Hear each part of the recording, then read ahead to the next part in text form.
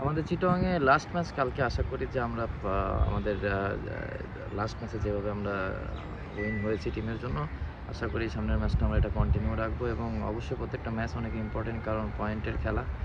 আশা করছি যে ভালো শেষ করে এখান থেকে আমরা যেতে পারবো। দেখেন, পারফরমেন্স যদি চিন্তা করি তাহলে আমরা ম্যাচ বাই ম্যাচ আগানোর ট্রাই করছি এবং প্রত্যেকটা ম্যাচ নিয়ে ফোকাস করছি এবং ম্যাচ বাই ম্যাচ আগানোটাই ভালো হবে, যেহেতু সামনের দিকে আমাদের বড় বড় খেলা আসছে বা সেমিফাইনাল খেলা আসবে ইনশাল্লাহ। তো আশা করছি যে ম্যাচ বাই ম্যাচ আমরা ভালো কিছু করে ইনশাল্লাহ সামনের দিকে আগাবো।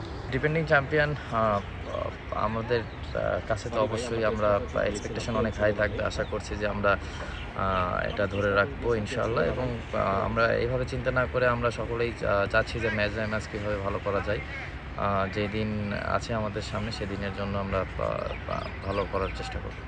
আমরা অ্যাজ এ টিম হিসেবে আমরা দুটা না ৩টা ডিপার্টমেন্টেই ভালো কিছু করতে চাই। বোলিং, ব্যাটিং, ফিল্ডিং, যত এই ৩টা ইয়ে আছে যেখানে আমাদের ভালো কিছু করার অনেক সুযোগ আছে এখনও। তো আশা করছি যে এই ৩ জায়গাতে আমরা যেগুলা লাস্ট ম্যাচগুলোতে যেগুলো ভুল ছিল ওগুলো থেকে আমরা আরও ভালোভাবে কামব্যাক করব।